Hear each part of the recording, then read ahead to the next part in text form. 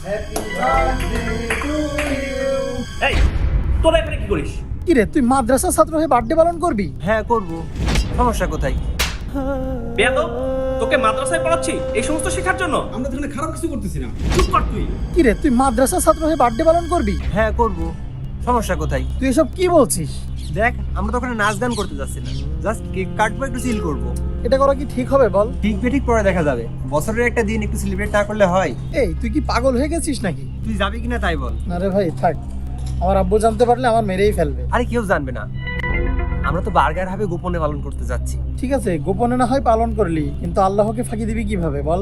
তোরা তো জ্ঞান দিতে হবে না, যা তো এখান থেকে। আইসা আল্লাহকে ফাঁকি দিবি কিভাবে? আমরা অন্যায় কিছু করছি নাকি?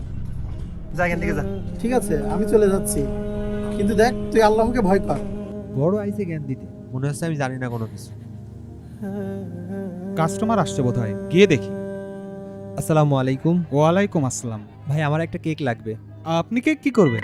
এটা কেমন প্রশ্ন?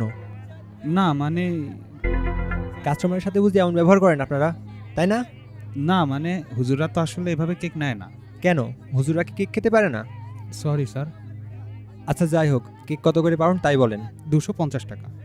আচ্ছা ঠিক আছে, আমাকে এখান থেকে একটা দিন, আর উপরে সুন্দর করে লিখে দিবেন happy birthday to you Sohel. বুঝতে পেরেছেন?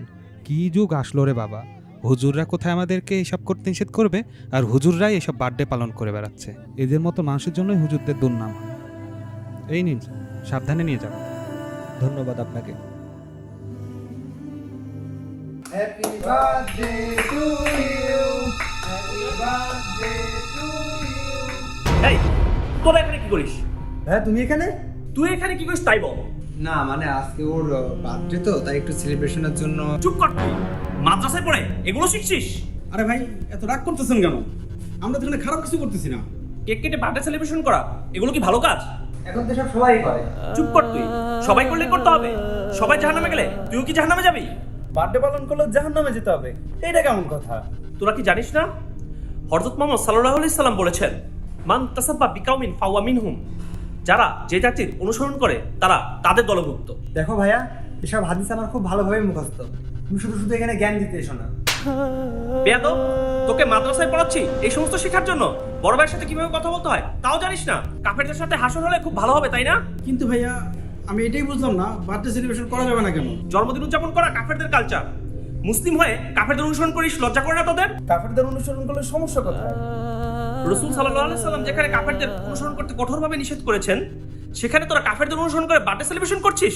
হায় আফসোস, তোদের জীবন থেকে একটা বছর চলে গেল, আর তোরা আফসোস না করে, হাসরের কথা চিন্তা না করে এখানে আনন্দ ফুর্তি করছিস, আবার বলছিস সমস্যা কোথায়? ভাইয়া, আসসালামু আলাইকুম। ওয়ালাইকুম আসসালাম। ভাইয়া কেমন আছেন? আলহামদুলিল্লাহ, তুই কেমন আছিস?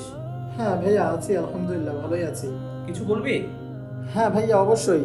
ওই কি করছে জানেন? বার্গার হবে জন্মদিন পালন করতে গেছে। আপনি তো এর ভয়াবহতা বোঝেন। আমি ওর বন্ধু হিসেবে আপনাকে জানানোর প্রয়োজন বোধ করছি। এখন দেখেন আপনি কি করবেন। কি? ওই বার্গার হবে গেছে বার্থডে সেলিব্রেশন করতে? দাঁড়া, আমি দেখছি ওর কত বড় সাহস। আর ভাইয়া, একটু অনুরোধ ছিল, আপনি যাই হোক আমার নামটা ওকে বললেন না। আচ্ছা ঠিক আছে, ঠিক আছে, রাখ। আসসালামু আলাইকুম। ওয়ালাইকুম আসসালাম ভাইয়া, রাখি।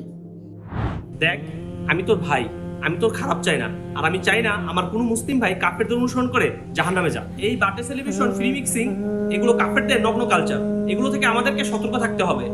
আশা করি ভাই বুঝতে পেরেছিস। বার্থডে সেলিব্রেশন বর্তমান সময়ের একটি ভয়ঙ্কর ফিতনা, যা স্কুল কলেজের পাশাপাশি মাদ্রাসাকেও গ্রাস করে নিচ্ছে। তাই আসুন আমরা সতর্ক হই ও পশ্চিমা কালচার পরিহার করি। মান